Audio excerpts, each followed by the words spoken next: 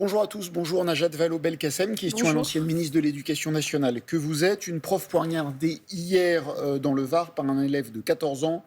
Alors aussitôt reprise des débats, les uns parlant d'un problème de sécurité, les autres parlant d'un manque de prise en charge des troubles psy chez les ados. Est-ce qu'on va arriver à contenir ce problème?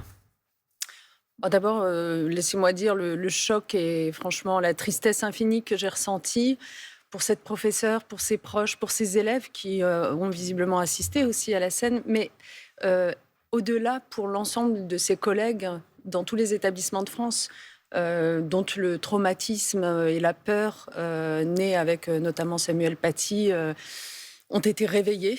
Ils en ont toujours pas fait le deuil, mais une fois de plus, ce traumatisme est réveillé. Et j'ai envie de dire, au-delà des cas de Samuel Paty et de Dominique Bernard qu'on a tous en tête, en fait, ça réveille aussi le souvenir d'Agnès Lassalle. Mhm. Parce que d'une certaine façon, par rapport aux deux premiers cas que j'ai évoqués, il y a une espèce d'extension du spectre de la peur maintenant pour les enseignants et le personnel non enseignant. C'est-à-dire que ce n'est pas seulement les cas de radicalisation religieuse ou de terrorisme, c'est aussi les faiblesses psychologiques, c'est aussi les troubles de santé mentale, c'est aussi les contentieux scolaires qui sont des sujets de risque pour eux désormais avec des élèves susceptibles de passer à l'acte. Donc je pense qu'il ne faut surtout pas, les pouvoirs publics en particulier, sous-estimer cette espèce de peur qui s'installe, qui s'est installée depuis quelques années chez les enseignants et les personnels non enseignants, et y C'est apporter des sous-estimé? réponses. Les Ben, pouvoirs publics sous-estiment cette peur? en tout cas, mon sentiment, c'est que, en fait, à chaque fois, on éprouve de l'émotion, de Oui. l'indignation, mais honnêtement, 3 jours plus tard, on n'en parle plus vraiment. Donc, en fait, la question, en effet, pour répondre à votre interrogation, c'est quelle réponse efficace? Et les réponses Mhm. efficaces, en fait, pour moi, elles sont de 3 ordres. Elles sont évidemment d'ordre sécuritaire, protection, par exemple, accorder systématiquement la protection fonctionnelle aux enseignants qui se sentent pas bien, menacés, insécurisés. Ça va de soi. Il y a une réponse d'ordre éducatif. Concrètement, dans les établissements scolaires, les enseignants ne doivent pas se sentir isolés. Est-ce qu'on a suffisamment de psychologues scolaires? C'est une évidence. Est-ce qu'on a suffisamment d'équipes mobiles de sécurité pour venir les assister dans la gestion de classe? Est-ce que d'ailleurs, y compris ces professeurs, sont suffisamment formés pour cette gestion de classe? Ça, c'est des sujets extrêmement importants avec des réponses politiques publiques. Et enfin, le troisième sujet, je le disais, c'est évidemment soigner, hein, Mhm. c'est-à-dire on a une épidémie de santé mentale dans notre pays. On n'arrête pas de dire grande cause nationale, mais concrètement, enfin, je veux dire, la pédopsychiatrie, elle manque terriblement de moyens. Ces 10 dernières années, on a une baisse de 30% du nombre de pédopsychiatres dans notre pays. Donc concrètement, qu'est-ce qu'on fait pour que les gens n'aient pas à attendre jusqu'à 18 mois pour avoir un rendez-vous en CMPP quand il y a un trouble psychique avéré chez leur enfant. Voilà, tout ça, je termine juste, mais puisqu'il apparaît que ce jeune de 14 ans vivait aussi des violences intrafamiliales chez Absolument. lui. Enfin, franchement, on a aussi une société qui est à la fois plus fragile et plus violente. Et si on ne s'occupe pas de ce qui se passe à l'extérieur de l'école, l'école, elle est le réceptacle des maux de la Du reste de la société. société. Donc les violences intrafamiliales, les prendre au sérieux, ça fait aussi partie des sujets importants pour nos pouvoirs publics. Votre livre que j'ai ici s'appelle Sevrage numérique. Vous recommandez le sevrage total. Alors, je ne sais pas si vous parlez des écrans ou des réseaux sociaux, manifestement un peu des deux. Vous recommandez le sevrage total comme pour un alcoolique qui veut décrocher?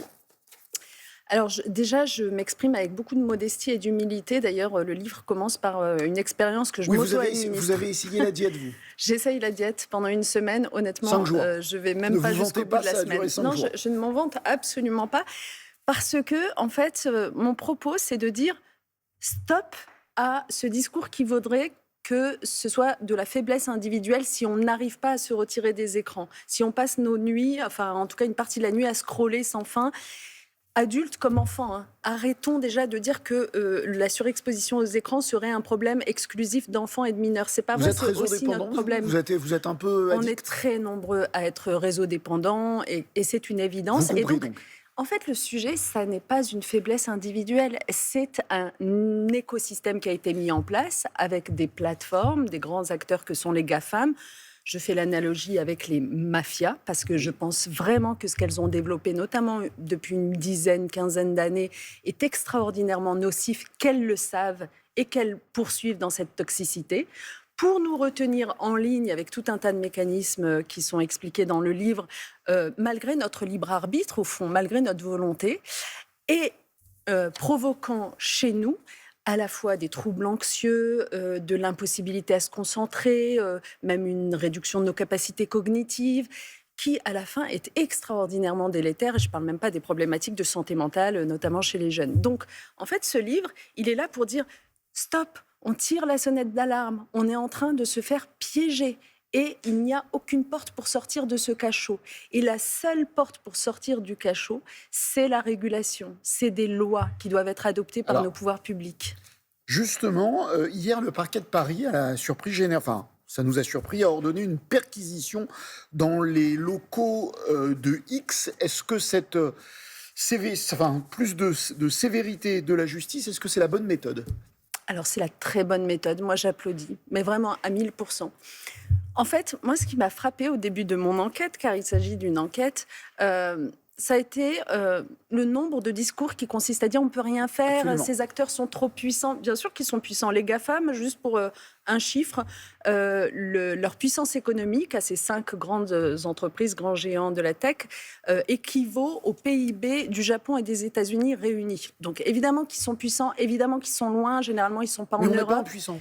Mais on n'est pas impuissant. Et donc, la première chose que j'ai faite, c'est aller voir un peu partout dans le monde ce qui avait été testé comme solution pour réduire leur puissance ou les bannir s'ils ne faisaient pas ce qu'on leur demandait. Et en fait, contre toute attente, il y a bel et bien des exemples. Par exemple, le Brésil est un pays dans lequel, il y a 1 an de cela, un juge, précisément, c'est passé par la justice, donc c'est intéressant à savoir, constatant que X refusait de supprimer un certain nombre de comptes pro-putschistes, complotistes qui portaient atteinte à la démocratie, a décidé de bannir X concrètement en interdisant aux fournisseurs d'accès de lui laisser la bande passante.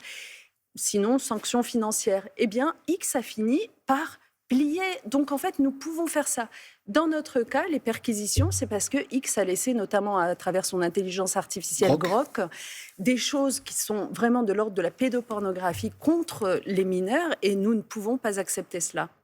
Merci infiniment, Najat Vallaud-Belkacem, auteure de Sevrage numérique et ancienne ministre de l'Éducation nationale, invitée des 4V. Bonne journée. Merci à tous les deux. Merci Fabrice Penaud pour la traduction en langue des signes.